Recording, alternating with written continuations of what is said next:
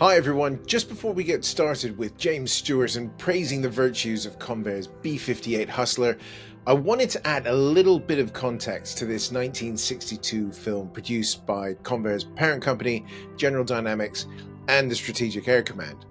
The B-58 is, without doubt, the most popular and divisive aircraft we've ever featured on the Damcasters. Personally, I agree with what Colonel George Holt Jr., retired, said on the podcast when we did some myth busting about the aircraft, that has been misrepresented, and some of the figures and things that have been thrown around about it aren't quite as accurate as maybe they've been made to be made out. So you can check out that episode with Sonny on the link which will be up here or in the description below. I'm sure there's going to be comments about that. There's always comments about the Hustler. But the point of this propaganda film was very much to herald the achievements of the B-58 in its early service life. So the USAF Strategic Air Command and Convair put the Hustler up to win all the prestigious aviation trophies and bombing trophies that they could. So the Hustler, by the time of the events that Jimmy Stewart talks about in this movie, has only been in SAC service for about 18 months. So showing off their latest hot ship was only to be expected, and they wanted the Soviet Union to know about it too. The aircraft that won most of these trophies was Hustler 59-24-51, known as the Firefly. On the 10th of May 1961, the Firefly, crewed by pilot Major Elmer E. Murphy, navigator Major Eugene Moses, and defensive systems officer First Lieutenant David F. Dickerson, won the Bleriot Trophy. And then on the 26th of May 1961, the Firefly, crewed by Major William R. Payne, Captain William A. Balhumas was the navigator, and the DSO was Captain Raymond R. Wagner. They took the aircraft to the Paris Air Show and set a new transatlantic speed record. All of this is in the film. But what you don't get is unfortunately what happened next. So on the 3rd of June 1961, the Bleriot Trophy crew of Murphy, Moses and Dickerson took the Firefly up with 5 other USAF aircraft for display at the Paris Air Show. Once airborne and at low level, Murphy attempted to roll the Firefly in marginal weather, and it is believed that the gyroscopes in the aircraft's inertial measurement unit hadn't spun up to speed yet, so he was getting erroneous indications on his attitude indicator. The Firefly entered cloud inverted, and it is believed Murphy became disorientated, and shortly afterwards the Firefly impacted the ground, still inverted, and all 3 of the Bleriot Trophy crew were killed. So when you watch Champion of Champions about the remarkable, much maligned and argumentative B-58 Hustler, please keep in mind the Firefly's last crew. And of course, if you want to see a Hustler up close, head out to the Pima Air and Space Museum in Tucson, Arizona, where 61-2080 is waiting for you. She was the last Hustler ever built and delivered. And as always, check out www.pimaair.org for more information, and many thanks for them continuing to sponsor the Damcasters. Now, without further ado, over to the then Brigadier General James Stewart, U.S. Air Force Reserve and Champion of Champions. Enjoy.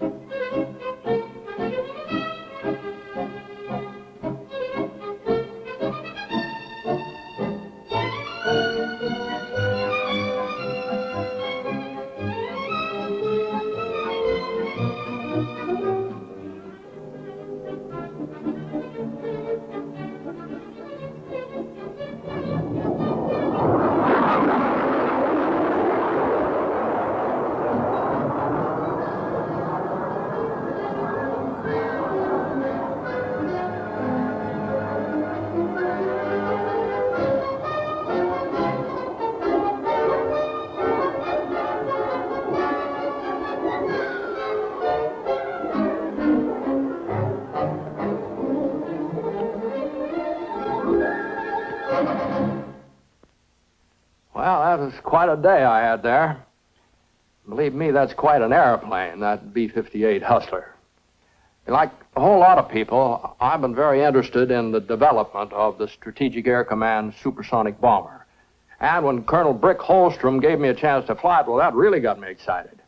After all, the bird flies Mach 2. Now, Mach 2, that's 2 times as fast as the speed of sound. Oh, they made me a member of the club.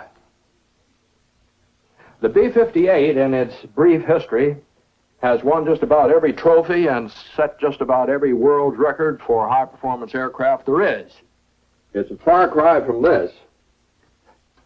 I flew B-24s World War II, and as a reserve officer, I've had a chance to watch the development of a lot of fine airplanes, and believe me, we've had some great ones, real champions. But here's the new champ. We call it the champion of champions.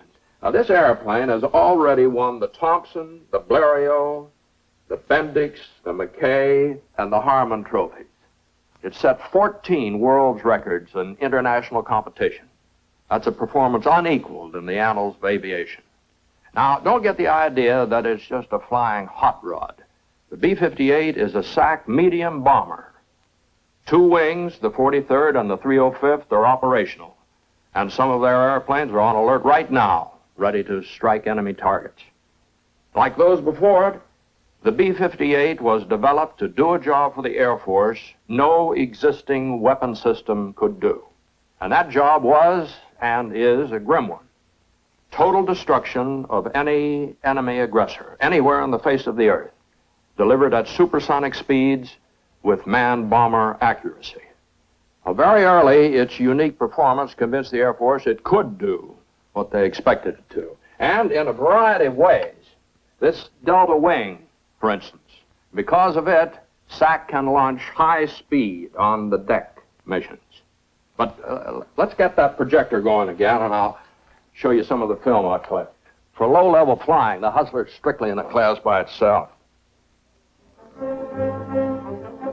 This was proved very early when a test pilot flew one from Texas to California at nearly the speed of sound, never more than 500 feet above the ground. A mission that would shake the wings off conventional bombers. You can see the importance of this. It can sneak under enemy radar nets. If you can't find it, you know, you can't hit it. Now, there are no records or no trophies for on-the-deck capability. But should a crew ever need this in combat, it could mean mission success, something of far greater importance to them and to all of us.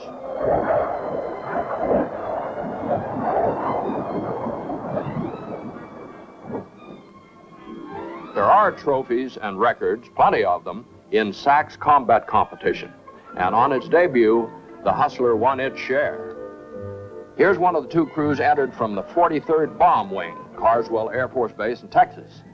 Under combat conditions, they scrambled, boarded, started engines, and got wheels rolling in 2 minutes and 10 seconds, half the time required for other bombers.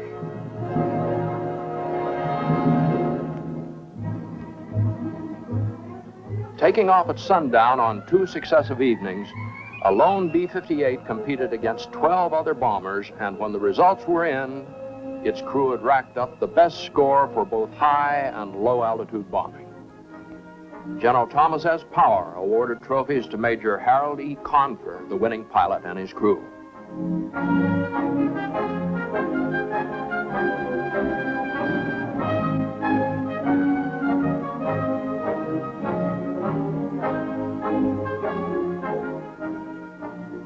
To officials, this Air Force show proved that their new weapon system had an accurate striking power. And what's more, that the time had come for the whole world to see what the B-58 could do. 6 international speed records. This is what they went after first. 2 laps had to be flown around a closed course of 1,000 kilometers, about 1,243 miles, carrying a 4,000-pound payload. Here's the 3-man crew from the 43rd Bomb Wing. Major Henry J. Dutchendorf, the first SAC pilot to fly the B-58, by the way, and Captain William L. Palimas, navigator, Captain Raymond R. Wagner, defense systems operator. Accurate radar data played a large part in certification. That's the crew's commanding general, Nils Oman, standing at the tracking board with the official judges of the race from the National Aeronautics Association. Chase planes, some of our fastest fighters, also carried judges. They could catch up for a quick look, but they couldn't keep up. But on the ground, the tracking instruments were A-OK, ready to go. 4 miles out. 3, 2, 1, and the race is on. NAA officials time it, watch its climb, and a sonic boom as the bomber rips the air. Like an arrow some Indian god might have shot to make it thunder.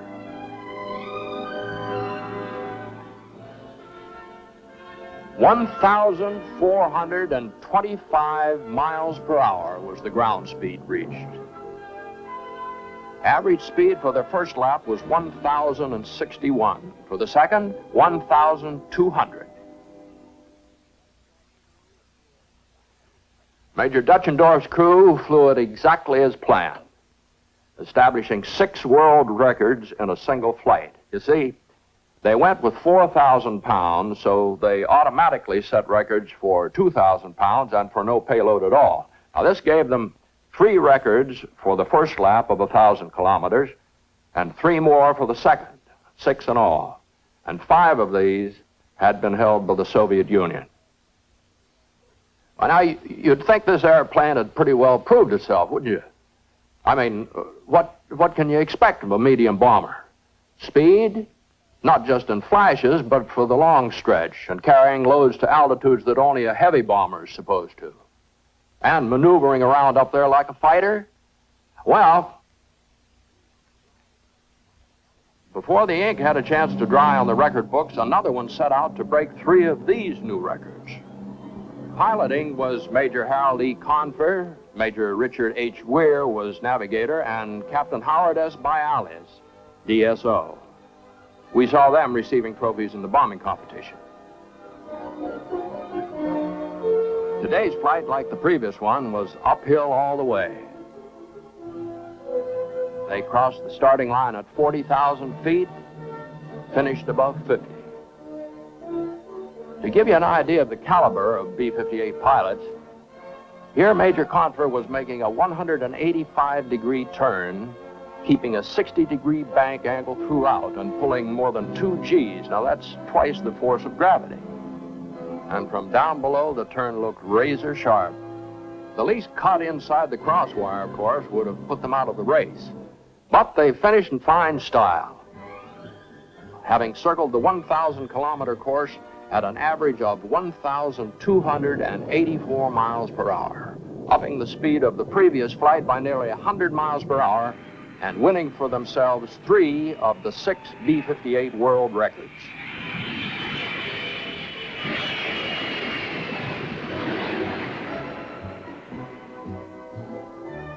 To the men of the 43rd, it was all one. They were keeping the records in the family and preparing a Carswell homecoming Major Confer's crew wouldn't soon forget. Their own families, friends, newspapermen, and VIPs, just about everybody turned out. But who wants to see VIPs or reporters at a time like this, The Thompson Trophy was awarded to Major Confer's crew for speed supremacy and, perhaps just as important, for practical maneuverability in the air. Now, the Thompson Trophy was one we'd all heard about, of course, and respected. But even the few racing buffs who had heard about the next one, the Bleriot Trophy, well, they felt that no one short of Buck Rogers would ever win that one. Louis Bleriot, the pioneer French aviator, first offered the trophy in 1930, the era of Lindbergh, at a time when an airplane would need to fly at least 10 times as fast as the Spirit of St. Louis just to qualify. But Bleriot the visionary, he looked for an airplane to come along, perhaps in his own generation, that could fly 2,000 kilometers per hour and hold that speed for 30 minutes. Now, if somebody had asked me 30 years ago if I thought so much progress was possible, I'd probably have said, well, I wouldn't bet on it. But not Monsieur Bleriot. He made the bet. And 31 years later, well, let's see how it was won. The run was made over a closed course of 669 miles, starting at Edwards Air Force Base in California and reaching points in Arizona and Nevada. The ground crew had done their part, and taking care of a sophisticated bird like this is no job for a shade tree mechanic.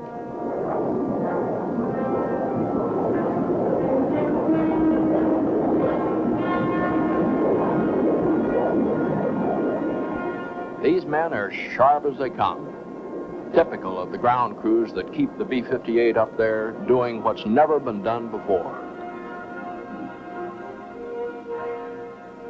Here's Major Eugene Murphy piloting this one, entering the starting gate at 44,000 feet and climbing. One of the Bleriot rules was that altitude at the close of the run must be equal to or greater than the start.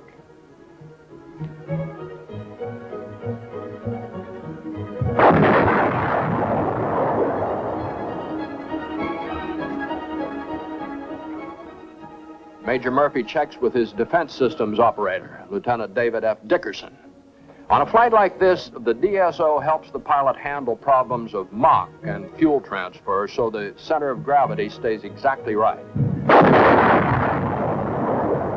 They're coming up on the final turn and the roughest, Lone Pine, California, at the foot of Mount Whitney.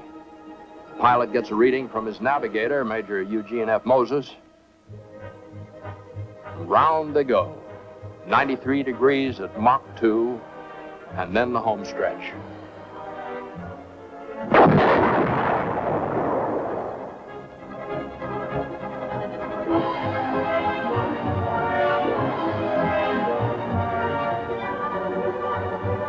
In only one try, the B-58 became the first airplane to average 1,302 miles per hour for 30 minutes.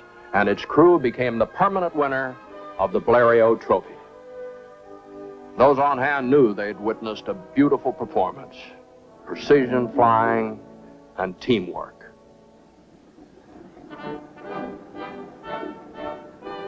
In Paris at the award presentation, Madame Bleriot, the widow of the donor, stood with the crew, and her presence signified that her husband's vision had indeed been fulfilled, even in his own generation.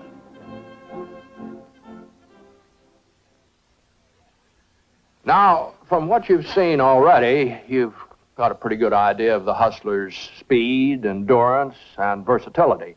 It has another extraordinary capability, too: high altitude.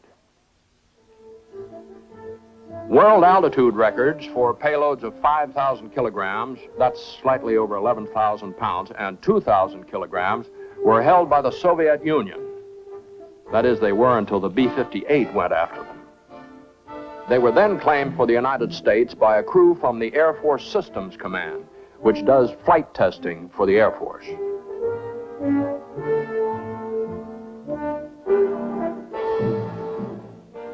A veteran test pilot, Major Fitzhugh Fulton, approached the pull-up point at 35,000 feet, pouring on the coal.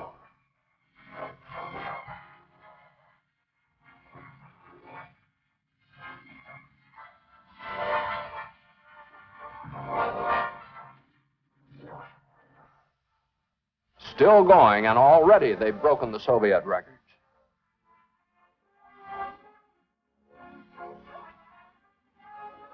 There's the peak after a bullet-like trajectory.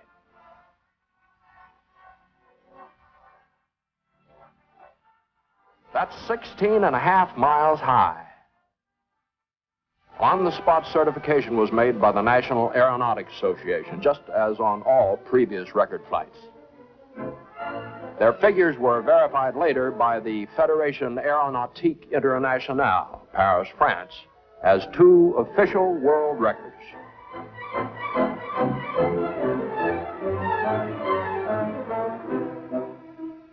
Although flights like this are pretty much all in a day's work to test crews, this one must have given special satisfaction to Major Fitz Fulton, who early in 1957 was the first Air Force test pilot to fly a B-58.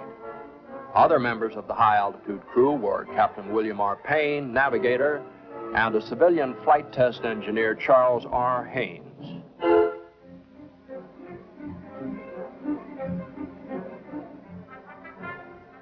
At headquarters SAC, the code name Operation Heat Rise was given the next event.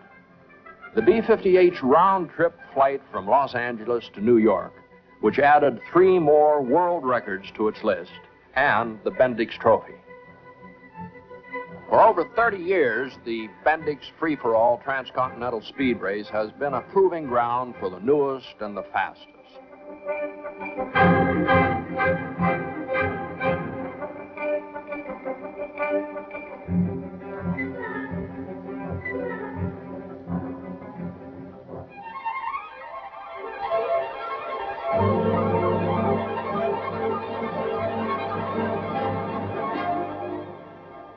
Starting back when a daring young pilot by the name of Jimmy Doolittle took off from a Los Angeles suburb and made tracks east, following roughly the same course out of Los Angeles as Captain Robert G. Sowers, the B-58's pilot.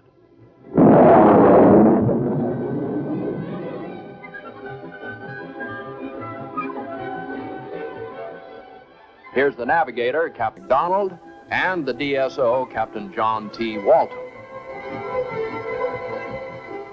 Almost as fast as you can read their names, the B-58's over them and gone. People knew it was up there all right, including some who had never heard this kind of thunder before. You see, most supersonic training missions are flown in special corridors away from heavily populated areas. But today, SAC sent it right over Sky Route 66. At mid-country, the bomber slowed down to 500 miles an hour and took on fuel. Now, talk about having flying down to a fine art. Now, just watch this hookup.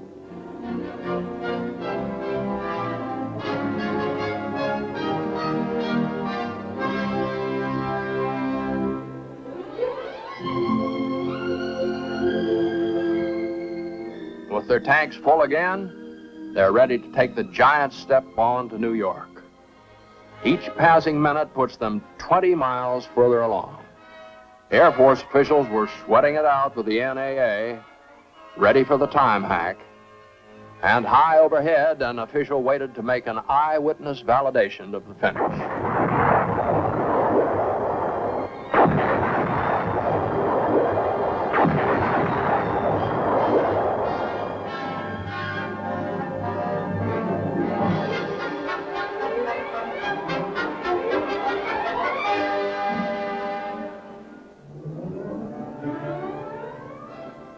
In just a hair over 2 hours, 2 hours and 58 seconds officially, the Hustler completed its New York run, won the Bendix Trophy, and became the first bomber to do so. But this was just half the story. Turning around, the crew headed right back for Los Angeles, trying to beat the sun's westward track across the country. Such greats as John Glenn had tried the sun run without success in manned aircraft.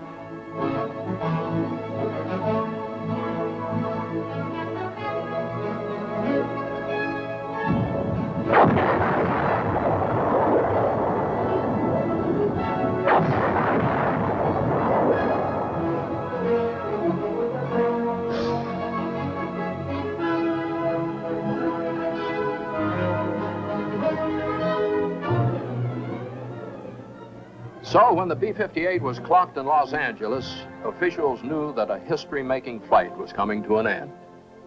The sun had been challenged and beaten by 41 minutes.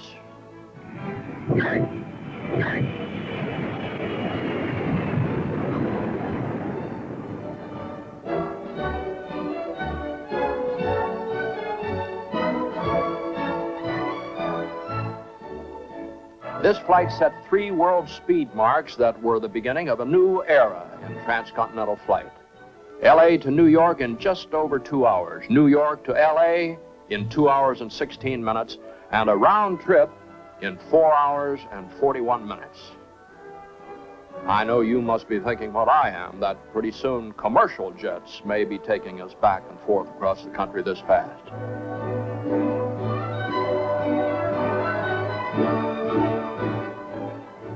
Immediately after the flight, the Bendix Trophy was presented to Captain Sowers, McDonald, and Walton, and the Distinguished Flying Cross was awarded them by General Thomas S. Power. Now, in watching these flights, we don't want to lose sight of something I only touched on, and that is, with the exception of the high-altitude run, these records and trophies were won by SAC combat-ready crews flying combat-ready bombers. But peace is SAC's profession, and part of their strategy has been to keep the peace by showing everyone, everywhere, this weapon's capability. If there had been any questions about its intercontinental range, these were answered once and for all in Paris. At the famous Le Bourget field, a highlight of the International Air Show came when a Hustler touched down after spanning the North Atlantic at an average speed of 1,089 miles per hour.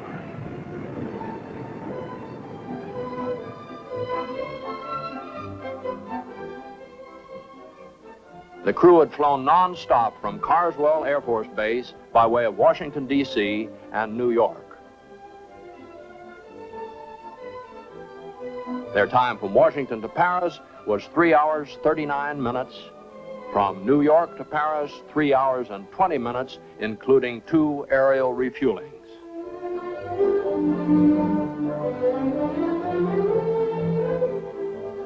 They called this one the Lindy Hop, a flight that ended on the exact spot where Charles A. Lindbergh had cut the engine of the Spirit of St. Louis. This gesture was deeply felt by all.